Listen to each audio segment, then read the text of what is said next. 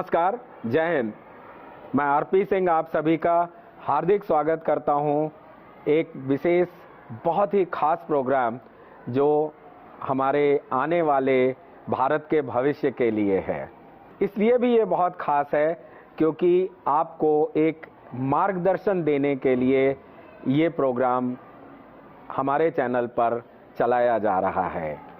आज इसी कड़ी में मैं ध्रुव पब्लिक स्कूल जय विहार में हूँ और यहाँ से यहाँ के जो बच्चे हैं वो हमारे सामने बैठे हैं और बहुत ही जिसको कहिए कि एक डिसिप्लिन्ड वे में बैठे हुए हैं। ऐसे बच्चे बहुत कम मिलते हैं, लेकिन जो हमारे जो साथी जो हमारे दोनों तरफ बैठे हुए हैं ये उनकी एक तरह से संस्कार हैं, शिक्षा हैं कि बच्चे बड़े ध्यान से ये बातें सुनने के लिए, जैसा मौसम आप देख रहे हैं उसमें भी बहुत ही ध्यान से सुन रहे हैं। इसके लिए हम सब बच्चों को ताली बजाकर आपका बहुत बहुत स्वागत करते हैं। साथ ही मैं इस बात की बधाई देता हूं इस स्कूल के मैनेजमेंट की कि इन्होंने अपने बच्चों को ऐसे संस्कार दिए और ऐसे संस्कार शुरू होते हैं। अगर हमारे डायस पे बहुत से लोग बैठे हुए हैं, मैं पहले उनका चाहता हूं कि इंट्रोडक्शन कराऊं, फिर जैसा कि मैं कहते कहते अपना रास्ता बदल दिया, फिर मैं आपको प्रिंसिपल से आपको दो शब्द कहलवाऊंगा। हमारे साथ बैठे हैं डॉक्टर श्री कृष्ण जी, जो बहुत पुराने, एक तरह से समझिए कि कितने सालों के अनुभव से उनको मत देखिए, उनका अनुभव बहुत ज़्यादा है। इस फील्ड में वो साइकोलॉजिस्ट हैं और आप लोगों को दिशा दिखाने के लिए वो अक्सर आपके स्कूलों में आते जाते रहते हैं या बहुत से कॉलेजेस में वो जाते हैं। उसके बाद हमारे साथ हैं श्री सतपाल सिंह सोलंकी जी, जो चेयरमैन हैं इस स्कूल के। मिसेस रेखा जी हैं जो प्रिंसिपल हैं, आप बैठी हुई हैं। श्री हरिओम गुप्ता जी हैं जो एडमिनिस्ट्रेटर हैं। श्री सुधीर कुमार हैं जो कॉमर्स एंड अकाउंटिंग पढ़ाते हैं। मिसेस सरिता जी हैं जो बायोलॉजी पढ़ाती हैं। मिसेस रेखा लाकरा जी हैं जो ह्यूमैनिटीज़ पढ़ाती हैं और मिस्टर गिरीश अरोड़ा जी हैं जो एक तरह से बहुत ज़्यादा आपको शिक्षा के क्षेत्र में इनका महान योगदान रहा है, तो हम इनको एजुकेशनिस्ट कह सकते हैं। अब हमारे डायस का परिचय हो गया। अब मैं चाहता हूं कि हमारी प्रिंसिपल मैडम, जो एक तरह से इस स्कूल की हेड हैं और हर बच्चों को एक अलग नज़रिए से, एक बच्चे के नज़रिए से देखती हैं, चाहे वो बेटा हो या बेटी हो, इनकी नज़र में कोई भी अलग नहीं है। तो ऐसी महान प्रतिभा का हम स्वागत करते हैं और साथ ही मैं उनसे यह आग्रह करता हूं कि अपने दो शब्द बच्चों को कहें। नमस्कार मेरे प्यारे बच्चों, और मैं जो सुभारती टीवी की जो टीम आई है इनको धन्यवाद करना चाहूँगी। मेरे स्कूल के बच्चों को मनोबल बढ़ाने के लिए, इनको जागरूक करने के लिए और आगे फ्यूचर में क्या करना है, इस सब के लिए हम अभी डिस्कस करेंगे। उसके लिए मैं आपको धन्यवाद देती हूँ। जो ये टीम आई है ये सभी आपको अच्छे से मोटिवेट करेंगे, जागरूक करेंगे, तो प्लीज़ ध्यान से सुनिए, डिसिप्लिन बनाए रखिए। Thank you. प्रिंसिपल मैडम ने आपको अपना आशीर्वाद दिया और साथ ही कहा कि ध्यान से सुनिए और आप आगे बढ़िए। तो अब मैं डॉक्टर श्री कृष्ण जी से मैं आग्रह करूंगा कि वो एक छोटा सा इंट्रोडक्शन दें, उसके बाद हम आगे अपना प्रोग्राम करेंगे। तो हम सब चाहते हैं कि श्री कृष्ण जी का हम हार्दिक स्वागत करें और तालियों के साथ। बच्चों, हम लोग आज आपके स्कूल के प्रांगण में आए हैं सुभारती टीवी के साथ, और ये एक एजुकेशनल प्रोग्राम है जिसमें हम लोग हायर एजुकेशन के मल्टीपल प्लेटफॉर्म्स के बारे में डिस्कस करेंगे। आप मानते हैं कि जब आप लोग स्कूल में पढ़ रहे होते हैं, आप लोगों के पास बहुत सारे थॉट्स होते हैं कि लाइफ का गोल क्या होगा, हम कैरियर में क्या करना चाहते हैं, लाइफ में क्या बनना चाहते हैं, और उनकी कहीं ना कहीं कोई क्लियरेंस आप लोगों को नहीं मिल पाती। जबकि आपके स्कूल में आपके टीचर्स, आपके स्कूल के बहुत सारे काउंसलिंग सेशंस आप लोगों के लिए कराए जाते हैं जिससे कि आप बेनिफिशियल फील करें। लेकिन फिर भी कहीं ना कहीं कोई ना कोई कमी रह ही जाती है। या तो हम उन चीज़ों को बहुत ध्यान से नहीं सुनते हैं या हम उनको नज़रअंदाज कर देते हैं। लेकिन कोई ऐसी जगह जो आपको बार बार जब भी आपकी इच्छा हो और आपकी काउंसलिंग करती रहे, आपको गाइड करती रहे, आपको क्लियर करती रहे कि आप किस कैरियर में जा सकते हैं, किस तरीके से आप अपने आप को ग्रो कर सकते हैं, तो ये बहुत ही अच्छा प्लेटफॉर्म है जहाँ पे आप लोगों को बहुत सारी चीज़ों के बारे में बताया जाएगा। अगर मैं कैरियर की बात करता हूँ तो जब हम लोग 8-9th क्लास में होते हैं तो हमारा एक प्रेशर रहता है कि प्री बोर्ड आ गया है, बोर्ड आ गया है, हमें बोर्ड के एग्ज़ाम देने हैं। मैं ये जानना चाहता हूँ आप लोगों से कि क्या बोर्ड एक हमारे लिए हर्डल है? क्या ऐसा हमें मानना चाहिए कि बोर्ड एग्जामिनेशन हमारे लिए बहुत ही डिफ़िकल्ट होता है? क्या बोर्ड एग्जामिनेशन हमारी बुक के पैटर्न से बाहर होता है? हमारे सिलेबस से बाहर आता है क्वेश्चन? नहीं आता। तो हमें इस चीज़ को मानना होगा कि हम थोड़ा सा अनकंफर्ट फील क्यों करते हैं। हमारे सामने दो बातें आती हैं कि एक तो आपका जो क्वेश्चन पेपर है वो किसी और माइंड सेट से सेट किया होता है, आपके टीचर्स के द्वारा नहीं सेट किया होता। दूसरा, आपको एक जगह से दूसरी जगह जाके एग्ज़ाम देना होता है, तो थोड़ा सा आपका एरिया डिफरेंट हो जाता है जहाँ पे आपको लगता है कि हम स्लाइटली अनकंफर्ट होंगे, पता नहीं कैसा स्टाफ होगा और एनवायरनमेंट को हम अपने लेवल पे सूटेबल मान पाएंगे या नहीं मान पाएंगे। तो वो कुछ चीज़ें ज़रूर माइंड में आती हैं।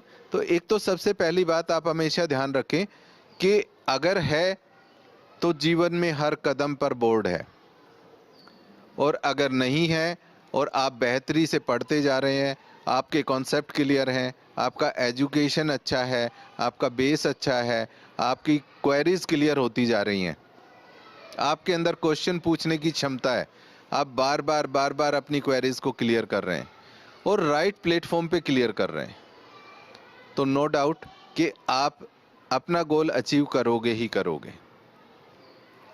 अगर मैं बात कहूँ कि अब आने वाला समय बदलता जा रहा है, आपको स्किल एजुकेशन की तरफ हमारी नेशनल एजुकेशन पॉलिसी 2020 एम्फसाइज कर रही है कि ज़्यादा से ज़्यादा स्किल्ड लोग हों। स्किल तो आप समझते ही है कि हमारी जो कार्य करने की शैली, जो हमारे अंदर टैलेंट होता है कि हम ये जानते हैं। आप मानते हैं कि आप अगर घर में कोई काम करते हैं, जो काम की आपने कोई ट्रेनिंग नहीं ली, वो काम आप कैसे कर पाते हैं? आपकी ऑब्जर्वेशन से, और आपने ग्रेजुअली धीरे धीरे उन चीज़ों को किया और आप परफेक्ट हो गए। ड्राइविंग स्किल्स है, साइकिलिंग है, या बहुत सारे ऐसे काम हैं जो हम रेगुलर बेसिस पे करते रहते हैं, लेकिन उसकी हमें कोई ट्रेनिंग नहीं देता।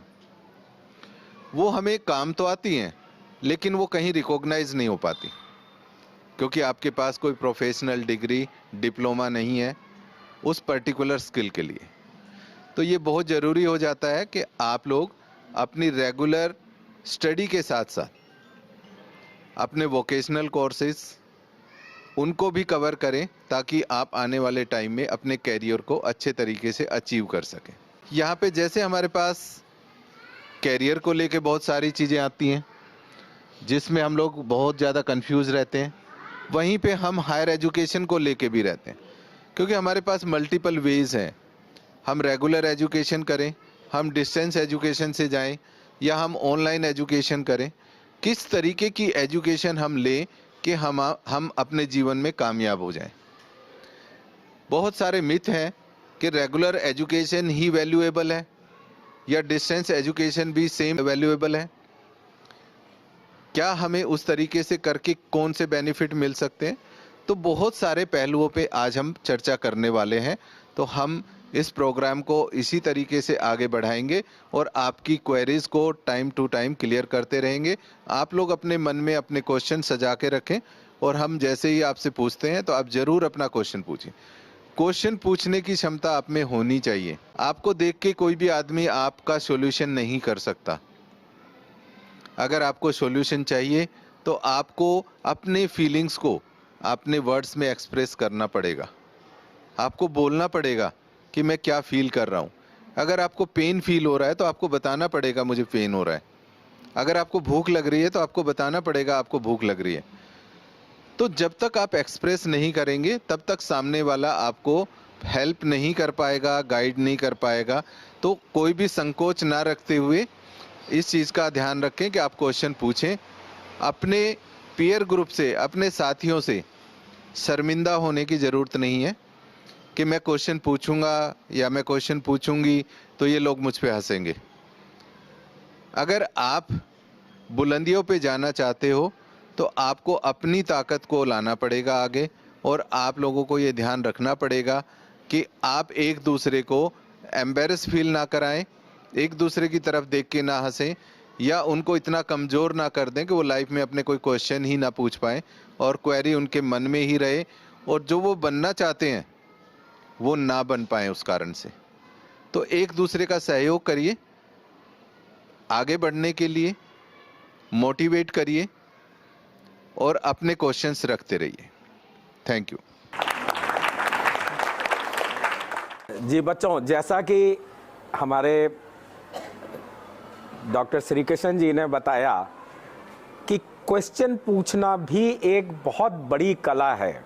मेरे समझ में आज हर आदमी गूगल बाबा से क्वेश्चन पूछता है, सीरी से क्वेश्चन पूछता है, लेकिन आपने ध्यान दिया होगा कि गूगल भी कहता है कि मैं आपके प्रश्न को नहीं समझ पाया या पाई। सीरी भी यही कहता है। लेकिन अगर आप बिल्कुल सही प्रश्न पूछेंगे, क्योंकि प्रश्न पूछेगा वही जो सब्जेक्ट को जानता हो। मुझे अगर मेरे को भूख लगी है तो मैं गूगल से पूछूंगा कि मुझे भूख लगी है, मुझे क्या खाना चाहिए। अब अगर मैं उसको गलत तरीके से पूछूं कि मेरे पेट में दर्द हो रहा है, मुझे क्या खाना चाहिए, तो वो आपको दवा बताएगा, खाना नहीं बताएगा। इसी तरह से अगर स्कूल में आप जो एजुकेशन पा रहे हैं, जैसा कि डॉक्टर साहब ने भी ये बात बिल्कुल सही बताई कि एजुकेशन में भी अगर हम प्रश्न पूछने से हिचक जाएंगे तो आगे हम अपनी जो हमारी जिज्ञासाएं हैं उनको हम एक्सप्रेस देख नहीं पाएंगे या हम जान नहीं पाएंगे कि हमारी जिज्ञासा का सल्यूशन क्या है। इसके लिए जो टेलीविज़न पे भी जब ये आप प्रोग्राम देखेंगे तो देख रहे हैं तो उस समय भी नंबर नीचे हमारे चल रहे हैं, उस पर आप कभी भी प्रश्न पूछ सकते हैं, देर कभी भी नहीं हुई है। लेकिन प्रश्न का सेशन शुरू करें उसके पहले मैं एक बहुत ही महत्वपूर्ण व्यक्ति जो कि इस स्कूल के चेयरमैन हैं उनसे मैं आग्रह करूंगा कि अब तो वो आपके समक्ष 2 वर्ड रखें। सभी बच्चों को मेरी तरफ से नमस्कार, टीचर्स को भी और हमारे अतिथिगण को भी नमस्कार मेरी तरफ से। और ये हमारे स्कूल में आए हमारे लिए बहुत बड़ी बात है, एक बार इनके लिए थोड़ी क्लैपिंग कर दो जोर से। और इनको मैं तहे दिल से शुक्र अदा करता हूँ कि इनको बार बार आना चाहिए, बच्चों को प्रोत्साहन देना चाहिए। हमें भी थोड़ा सा प्रोत्साहन मिलता है, कुछ हम भी इनसे सीखेंगे। खैर स्कूल में सिखाने के लिए तो हमें बहुत बच्चों को पता है, लेकिन जो ये हमें बताएंगे, एक तो उम्र में भी बड़े हैं, एक्सपीरियंस भी है, तो बच्चों हमें इनसे सीखना पड़ता है और हम भी सीखेंगे एक दिन। सीखना क्या है, हर रोज़ सीखते हैं, सुबह उठते हैं तब भी सीखते हैं, रात को सो जाते हैं, लेकिन रात को क्या गलतियाँ की हमें याद रहता है कि क्या गलतियाँ की, लेकिन सुबह फिर सुधारना पड़ता है। हमें एवरी डे सड़ने का बोर्ड तो डेली का बोर्ड है, मम्मी से उठ ले बेटा, नहीं उठती, उठ ले बेटा स्कूल जाना है, उठ रहा हूँ। तो स्टार्टिंग हो गई चैलेंज अपनी लाइफ का, और हमें अपनी फेस करना है। कई बच्चे फटाफट उठ जाते हैं हमें बिना कहे, तैयार होने से। स्कूल की चिंता होती है, पढ़ाई की चिंता होती है, वो बच्चे अपने आप में एकदम कामयाब हो जाते हैं। सुबह उठ के तैयार होना, स्कूल आना, लंच बॉक्स लेना और फिर पढ़ाई करना, फिर जो मजा आता है पढ़ाई के बच्चों में, वो बात ही कुछ और होती है। जैसे हमारे सर बता रहे हैं कि पढ़ाई कि आपको क्वेश्चंस कैसे फ्यूचर तैयार करना है, मैं कह रहा हूँ सभी को यही मिल जाता है अगर आप ध्यान से पढ़ो, बुक्स में पढ़ो। और अपने टीचर क्वेश्चंस तो इतने आराम से कर सकते हो, पूछो मत। टीचर्स आपको ना बताना चाहते हैं, लेकिन आप लोग पूछो, बार बार पूछो। मैंने कहा छुट्टी होने के बाद पूछो, फोन करो। गूगल बाबा क्या करेंगे, हम टीचर इतने बड़े गूगल बाबा आपके, गूगल बाबा खाने के लिए नहीं बता सकते। पढ़ाई के बाद वो क्वेश्चन पूछते हैं उनसे, वो कुछ चीजें क्लियर कर सकता है, लेकिन हमें अपने आप को तैयार करना है। किसके लिए? एक सेना के लिए। जैसे युद्ध लड़ना है तो ऐसी आपको तैयारी करनी पड़ेगी। भविष्य के लिए माँ बाप का आपकी बड़ी, आप वो बड़ी मतलब सोचते हैं कि हमारे बच्चे कामयाब हो जाए, बड़ी होप होती है आपसे। हम यही समझाते हैं कि बच्चों आप पढ़ो, क्योंकि माँ बाप के, रिश्तेदारों की, सबके आपकी होप होती है, देश को भी। जब आप निकलोगे यहाँ से निकलते हैं तो मुझे बड़ी खुशी होती है एवरी डे कि बच्चा चेंज और छोटे से बड़ा हो जाता है। इतनी खुशी होती है, मैं यार अभी छोटा सा था, बड़ा हो गया, डॉक्टर बन गया अपने स्कूल से, इंजीनियर बन रहे हैं, गवर्नमेंट जॉब भी लग गए। लेकिन आप लोगों की मेहनत है, हमारी मेहनत सिर्फ क्या है, आपको रास्ता बता सकते हैं। और जैसे अब सर आए हैं, हमें प्रोत्साहन किया है, आपको भी कुछ नॉलेज भी होगी, कुछ जागरूकता होनी चाहिए। तो मैं तो सर को कहता हूँ आप हर स्कूल में जाएं और हमारे स्कूल में और आए, थोड़ा हमारा भी थोड़ा प्रोत्साहन बनेगा। जैसे सर ने कहा भी आप आ रहे हैं आप लोगों के लिए स्कूल में, कल किस सर का फोन आया था कि सर ऐसे से आना चाह रहे हैं, मैंने कहा सर बेझिझक भेज दीजिए, हम तैयार हैं। और सर ने आके कहा सर ऐसा करो, मैं वी आर रेडी। क्योंकि जब हम छोटे होते हैं और फिर बड़े हो जाते हैं, एक ही चीज की कमी रहती है, भाग जाओ भाग जाओ। लाइफ भागने का नहीं है, लाइफ जीने का है। और जब जिएंगे कैसे, जब गुरु, अच्छे अच्छे लोगों मिले, अच्छी अच्छी बातें करें, तभी तो आगे कामयाब होंगे। हम हर चीज से नहीं भाग सकते बेटा। माँ बाप आपको घर से स्कूल में इसलिए भेजते हैं कि आपकी नॉलेज बढ़े। और नॉलेज कैसे बढ़ेगी, जब कुछ लोग हम जैसे आएंगे, ये बताएंगे, कुछ पूछेंगे, और ऐसे ही लोगों से सीखा जाता है। और झुक के, अकड़ के नहीं। कभी भी अकड़ के कोई नहीं सीख पाया है, झुक के ही सीख पाया है। मांगना है तो झुक के। गुरु एक चीज चाहता है आपसे स्कूल में कि आप झुक के बोलो, सर मुझे बताइए प्लीज सर। इतना कहते हैं ना, सर यू देख लो, सब कुछ टीचर चाहता सब कुछ हिसाब कर दे, पर प्यार से। वो टीचर्स हम जो है प्यार के भूखे हैं। अगर आप प्यार से बोलो सर आराम से पढ़ा। लेकिन आजकल ये कुछ बच्चे जो होते हैं ना, वो थोड़े समझते कम है। तो ये बातें मेरी बहुत सारी हैं, मेरी बात खत्म नहीं होने वाली, पर मैं सर का धन्यवाद करूंगा। मुझे स्कूल में आके बड़ा, हमारे स्कूल को भी अच्छा गौरव महसूस हो रहा है कि बार बार आए। मेरी तरफ से धन्यवाद, और जोर से क्लैपिंग सर के लिए।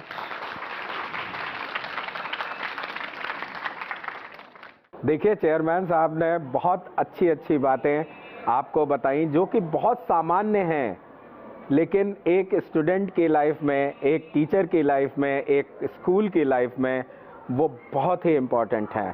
शायद इसीलिए इन्होंने मेरे से कहा था कि मैं बाद में बोलूँगा। लेकिन चलिए, बहुत अच्छी बात है कि उन्होंने अपने शब्द रखे। अब मैं चाहता हूँ कि हम लोग एक बार, अगर स्टूडेंट की तरफ जो एक दो स्टूडेंट जो सबसे पहले क्वेश्चन पूछना चाहते हैं, वो अपना प्रश्न रखें, और उससे संबंधित जो हमारे अध्यापक महोदय लोग बैठे हुए हैं वो उसका उत्तर देंगे। जो मोस्ट बच्चे कंफ्यूज रहते हैं कि जो हमने जब स्ट्रीम अगर हमने चूज कर रखी है, तो स्ट्रीम में भी हम कंफ्यूज रहते हैं कि हमें करना क्या है। मोस्ट कंफ्यूज इसमें रह जाता है कि अगर हमने साइंस रखी तो मेडिकल में हमें किस तरफ जानी है, कि अगर हमें डॉक्टर बनना है, बीएससी करना है, एमएससी करना है, तो इस बात पर कंफ्यूज होते हैं। तो ये मेरा क्वेश्चन है कि क्या करें।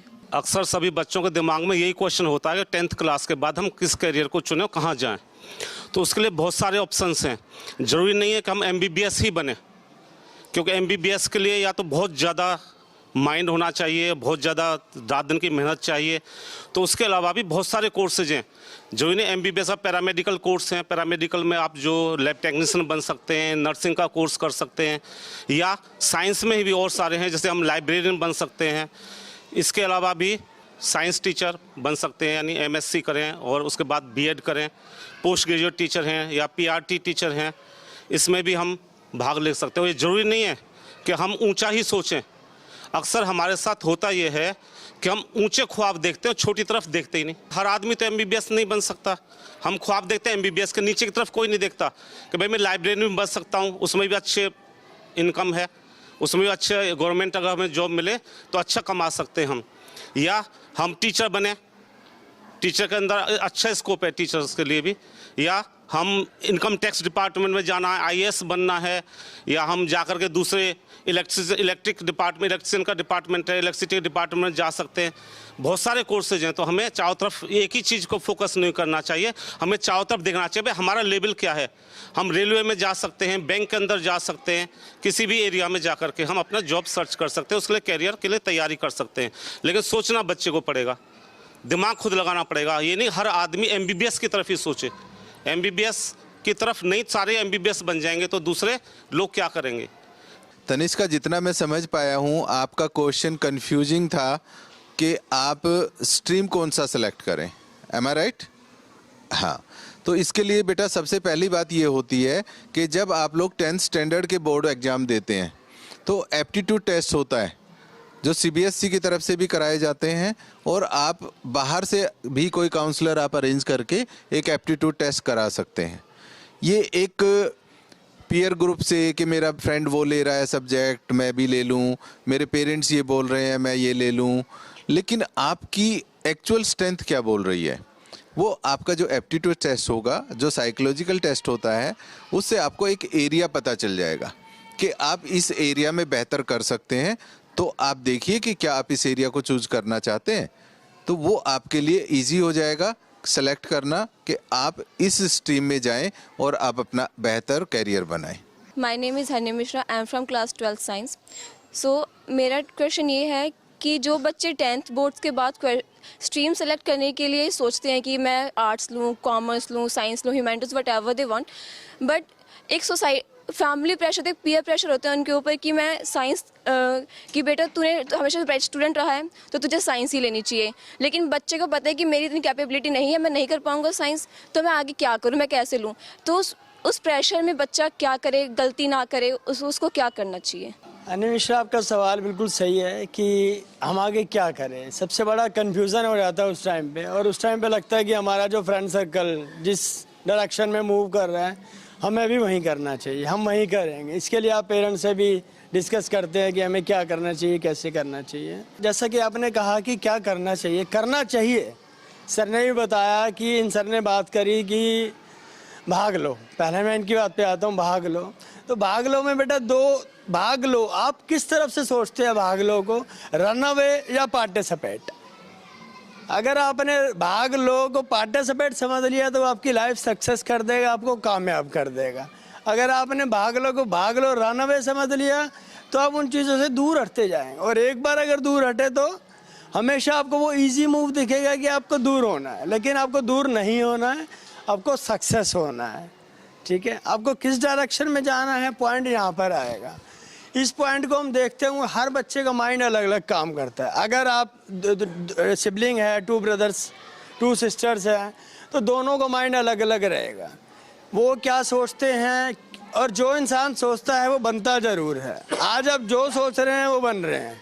तो बेटा +2 के बाद आपको डिसाइड ये करना है कि आप क्या करना चाह रहे हैं। ठीक है, अगर आपको आर्ट्स लाइन जाना है, कॉमर्स लाइन जाना है, साइंस में मेडिकल और नॉन मेडिकल दोनों फील्ड हैं। ठीक है, आप जिस भी फील्ड में जाएंगे सिर्फ एक पॉलिसी काम आती है, आपको अपना बेस्ट देना है। अब किसी भी फील्ड में कुछ भी करें, अगर आप अपना बेस्ट दे रहे हैं तो आप अपने परिवार, अपने समाज के लिए एक एग्जाम्पल बन सकते हैं कि सभी अपने बच्चों के लिए कहेंगे कि आप जाकर उस गुड़िया को देखो, उसने कितना अच्छा वो सेट किया। अगर आर्ट्स की ही बात करते हैं, UPSC का एग्ज़ाम जिसमें IAS IPS निकलते हैं आफ्टर ग्रेजुएशन, 12th के बाद अगर आप ग्रेजुएशन रेगुलर और डिस्टेंस दोनों में से किसी में भी करें, दोनों इक्विवेलेंट हैं, दोनों वैलिड हैं। इसके बाद आपने यूपीएससी की तैयारी कर ली। यूपीएससी से बड़ा कोई एग्ज़ाम नहीं है, कोई पोस्ट नहीं है, ठीक है बेटा। बत्ती वाली गाड़ी मिलती है, घर पे ड्राइवर आते हैं, सैल्यूट करते हैं। अपने लिए इससे बड़ा प्राउड कुछ नहीं, अपने और अपने समाज के लिए, परिवार के लिए इससे बड़ा प्राउड क्या होगा आपके लिए, है ना। तो यूपीएससी की तैयारी करें। अगर आपको आर्ट्स से रिलेटेड जाना है, लॉ करनी है, आप लॉ कर सकते हैं। लॉ के भी 2 ऑप्शन है, 12th के बाद 5 years कोर्स BA LLB और BBA LLB, और ग्रेजुएशन के बाद 3 years का कोर्स है LLB लॉ, ठीक है। और बहुत सारी फील्ड है। हमने ग्रेजुएशन के बाद MBA किया, ठीक है। आपने स्टार्टिंग से स्किल सीखना स्टार्ट कर दिया, तो स्किल्स, जिसके पास स्किल्स आएगा उसके पास सब कुछ आ गया, ठीक है ना। स्किल एक बहुत बड़ा आपको मोटिवेट करने वाला जरिया है, जो आपको बताता है कि आपको क्या करना चाहिए। आप अगर कॉमर्स फील्ड में हैं तो आप, अर्थव्यवस्था ऐसी रीढ़ की हड्डी है भारत की कि सारा अकाउंट, सब लेखा जोखा आपके पास रहता है कि आपको किस तरह क्या मैनेज करना है, किसकी क्या अर्निंग है, क्या टैक्स करना है, उसको ग्रो कैसे करना है, GST क्या होती है। इसके तहत आप काम करते हुए एक बहुत अच्छा अर्न कर सकती हैं और लाइफ मैनेजमेंट में बहुत अच्छा काम कर सकती हैं। और अगर हम फिलहाल एक माइनर कोर्स की बात करते हैं, आजकल हमारा वेब डेवलपर है, वेब डिज़ाइनिंग है ना, इंटीरियर डिज़ाइनिंग है, कंप्यूटर से रिलेटेड कहाँ से कहाँ पहुँच गया आइडिया अभी तरक्की करते हुए ना। तो बहुत सारे ऑप्शंस हैं। डिसाइड आपको ये करना है कि मतलब किस स्टेप में आप आगे बढ़ें, है ना। जो भी आपने सोच लिया उसी में अपने पेरेंट्स से डिस्कस करो, उनको उचित तथ्य बताओ कि पापा मेरा ये मन है करने का और मैं ये करना चाहती हूँ, उसके लिए आप मेरी सपोर्ट करो। तो आपके पेरेंट्स लाजमी आपका हेल्प करेंगे, आपका सपोर्ट करेंगे।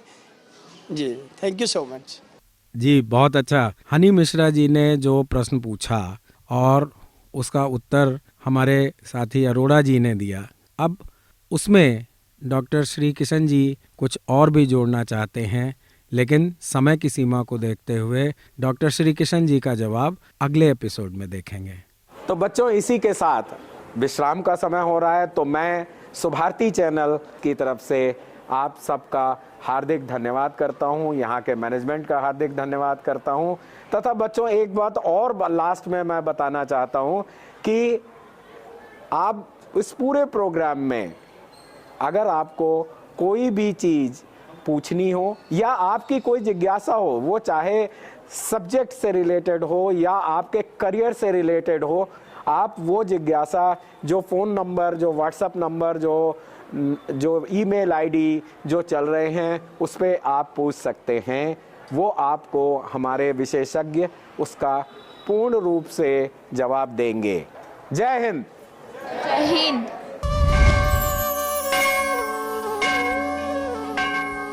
पढ़ेगा भारत तो बढ़ेगा भारत।